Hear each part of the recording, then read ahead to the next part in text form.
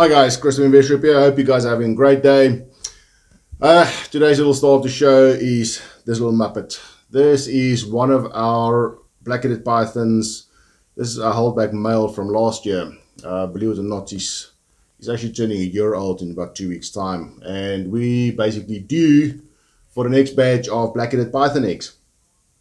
So a lot of people ask, what's the right way to go with snake eggs? I just want to get this guy comfortable because they're quite busy. They're all over the show, always inquisitive. You won't believe. Sometimes they've got a bad rep in the cage or when there's food around. They've got a horrible rep because everything is food. They don't have heat pits, so anything that remotely smells like food, they will just start digging into it. But we'll chat.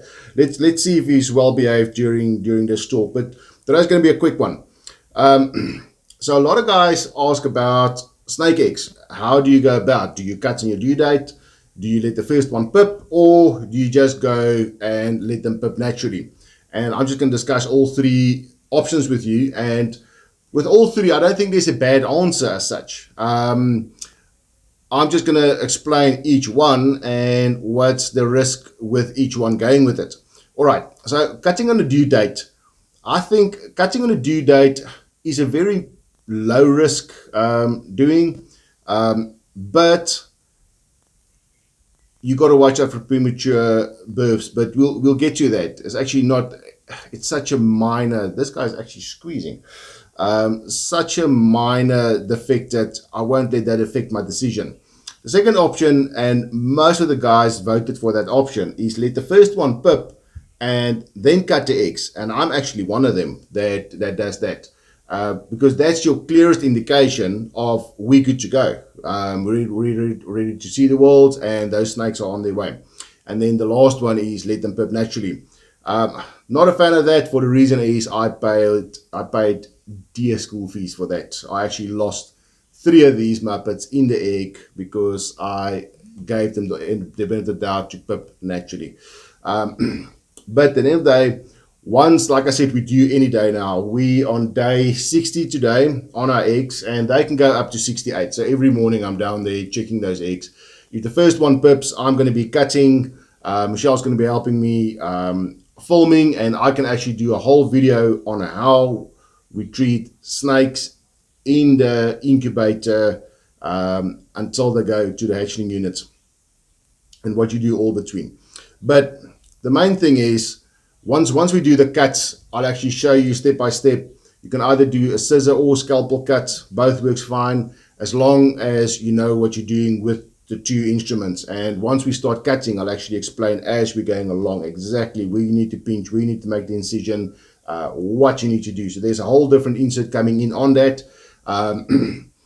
This is just to explain what's the options. But the only thing, all 3 options has got one thing in common.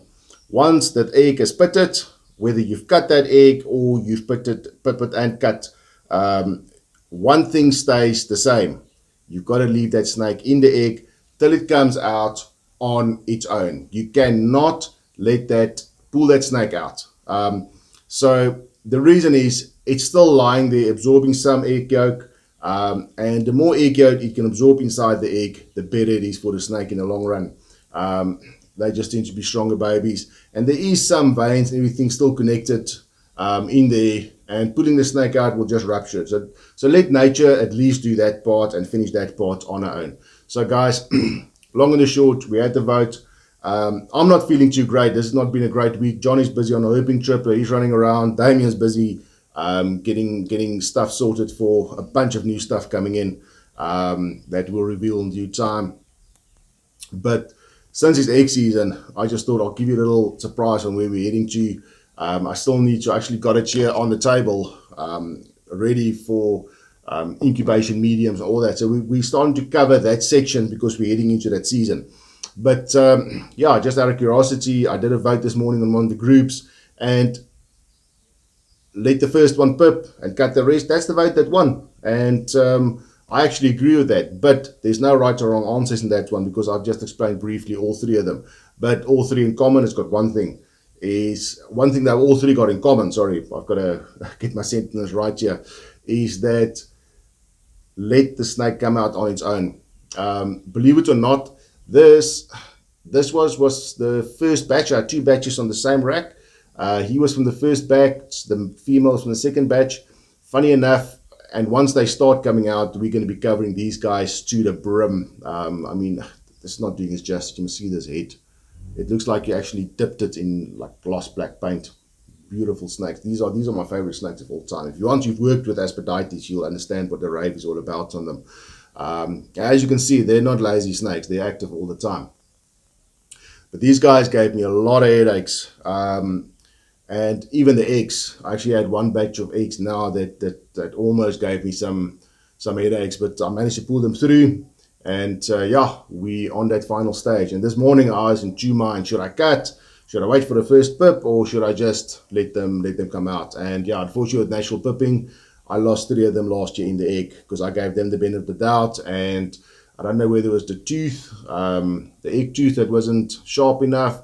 I saw some incisions going there, but didn't come out, and I lost them. And they were perfectly formed babies. So from there, I actually used the pipping and cutting technique, and my success rate's been 100%. And the worst part is, in the old days, I'm the one to now criticize natural pipping. I used to natural pip all my eggs, and not a single problem. But I was working with a lot more common species. Nowadays, we're working with tricky species, these species that's known to breed difficult, to incubate difficult, to establish difficult. Funny enough, they actually keep pretty easy, and I mean, these are one of the examples that we're doing here. I've got a whole nightmare waiting for me once we start hatching eggs. But yeah, so just a little input on them. So let me know what you do and what method you prefer. Maybe I missed something. And yeah, let's talk about it. All right, guys, have a great day. Remember to like and subscribe, and see you in the next one. Cheers.